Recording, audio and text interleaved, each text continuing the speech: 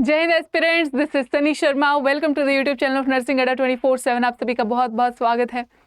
तो भाई जल्दी से सभी बच्चे एक बार ज्वाइन करिए और इस सेशन को आते ही लाइक कर दीजिए और ज़्यादा से ज़्यादा शेयर कर दीजिए।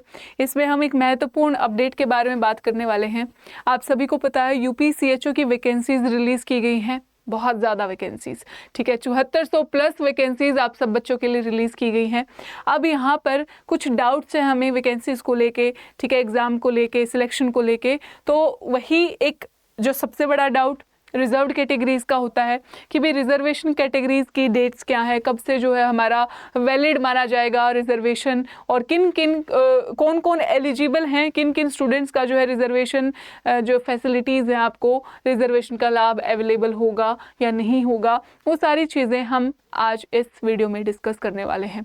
ऑलराइट, तो सबसे पहले तो सारे बच्चे चैनल को सब्सक्राइब कर लो और इसको ज़्यादा से ज़्यादा शेयर कर दीजिए वीडियो को, और आते ही लाइक कर दो। ऑलराइट, तो चलते हैं आपके डिस्कशन की तरफ।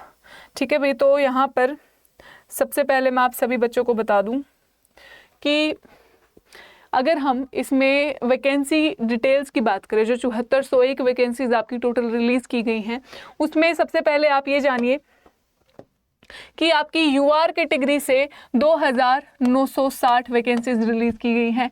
ईडब्ल्यूएस कैटेगरी से 740 वैकेंसीज हैं। ओबीसी से आपकी 1998 वैकेंसीज हैं और आपकी एससी कैटेगरी से 1555 वैकेंसीज हैं। एसटी कैटेगरी से आपकी, ठीक है, एसटी कैटेगरी से आपके 148 वैकेंसीज हैं। उसके बाद टोटल यहाँ पर आपकी जो है 7401 वैकेंसीज बनती हैं। ठीक है, 7401 वैकेंसीज। और फिर हॉरिजॉन्टल रिजर्वेशन भी है इसके अंदर, विमेन का, पीडब्ल्यूडी का, एक्स सर्विसमैन का और फ्रीडम फाइटर के डिपेंडेंट का, उनकी भी अलग से जो है रिजर्वेशन आपको देखने को मिलेगी।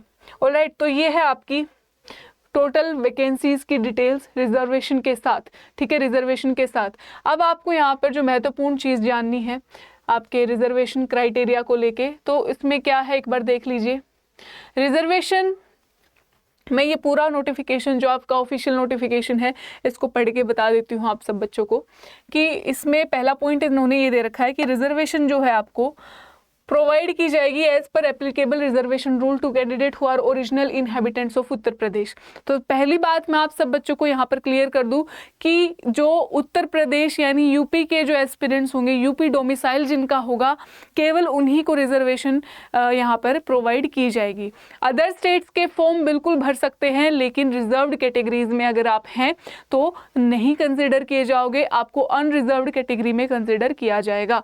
सबसे महत्वपूर्ण बात, I hope I am clear, ठीक है, इस पॉइंट में। और दूसरा यहाँ पर वही चीज़, वही पॉइंट आपको यहाँ पे दे रखा है कि दूसरे कैंडिडेट्स, स्टेट के कैंडिडेट्स अनरिजर्व्ड माने जाएंगे। Candidate belongs to SC, ST, OBC, non creamy layer, PWD and EWS category can claim benefit for the same. उनको फिर अपने सारे सर्टिफिकेट्स जो हैं जब आप ऑनलाइन एप्लीकेशन फॉर्म फिल करेंगे उस वक्त जो है अपलोड करने पड़ेंगे। ठीक है, आपको वहीं पर जो है सबमिट करने पड़ेंगे जब आप इसके लिए अप्लाई करते हो।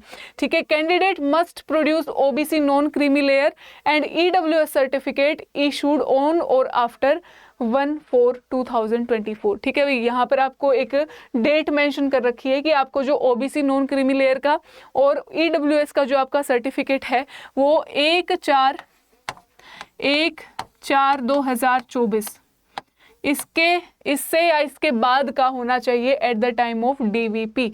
ठीक है, at the time of DVP ये आपको यहाँ पर बोला गया है। अगर आपने प्रीवियस एडवर्टीजमेंट के तहत जो है फॉर्म फिलअप किया है, अगर एप्लीकेशन सबमिट करी है पहले एडवर्टीजमेंट में, ठीक है, जहाँ पर आपके सर्टिफिकेट्स जो हैं जमा किए गए थे कौन सी डेट के, 31 मार्च 2024 तक के, है ना, वहाँ आपने अगर सर्टिफिकेट जमा कर रखे हैं वो भी आपके वैलिड माने जाएंगे। ठीक है, क्योंकि यहाँ पर एक पहले जो आपका एडवर्टीजमेंट हुआ था उसके लिए आपको अलग से आवेदन करने की ज़रूरत नहीं है। अगर पहले भर रखा है इसमें फिर आपको अलग से अप्लाई नहीं करना था। ठीक है, ये एक कंडीशन है। तो वहाँ पर भी अगर आपने अपने ये सर्टिफिकेट जमा कर रखे हैं तो आप बिल्कुल वो सर्टिफिकेट्स जो हैं आपके वैलिड रहेंगे, आपको अलग से जमा करने की ज़रूरत नहीं होगी। In case of female candidates, caste certificate issued from father side will only be treated as valid.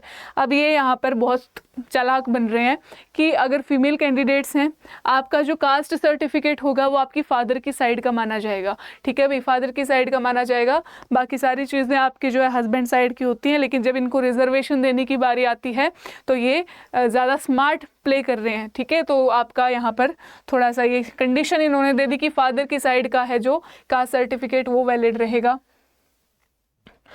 फिर इन्होंने आगे बोला है आपको इसका फॉर्मेट भी जो दिया हुआ है, आप कोई भी कैटेगरी का रिजर्वेशन कैटेगरी का जो भी सर्टिफिकेट यहाँ पर देते हो उसका फॉर्मेट आपको पूरा दे रखा है इस PDF के अंदर, आप वो देख लीजिएगा एक बार। ठीक है, तो जो भी रिजर्वेशन आपको क्लेम करनी है, एक्स सर्विसमैन की, SC ST फीमेल, कोई भी OBC EWS, कोई भी रिजर्वेशन आपको क्लेम करनी है, आपके पास जो है उत्तर प्रदेश का डोमिसाइल सर्टिफिकेट भी होना चाहिए।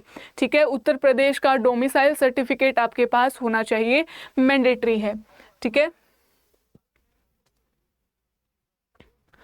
तो ये थे आपके रिजर्वेशन के रिगार्डिंग इंस्ट्रक्शंस।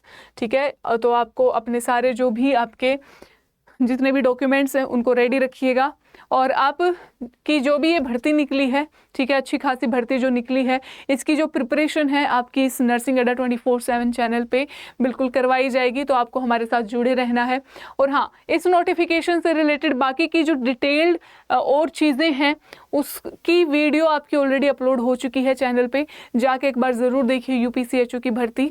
ठीक है, तो चैनल पे आपको डिटेल्ड वीडियो अगर देखनी है, बाकी सारे एलिजिबिलिटी क्राइटेरिया क्या है, आपके एग्जाम पैटर्न, सिलेबस वगैरह सब कुछ वहाँ पर, इंपॉर्टेंट डेट्स सब कुछ वहाँ पर डिस्कस किया गया है, तो जाके एक बार उसको ज़रूर देखिए। ऑलराइट, तो ये थी आपकी महत्वपूर्ण जानकारी इस वीडियो के अंदर। और चैनल को सभी बच्चे सब्सक्राइब कर लीजिए। और यहाँ पर यूट्यूब पे फ्री क्लासेस आपको अवेलेबल रहेंगी आपकी प्रिपरेशन के लिए।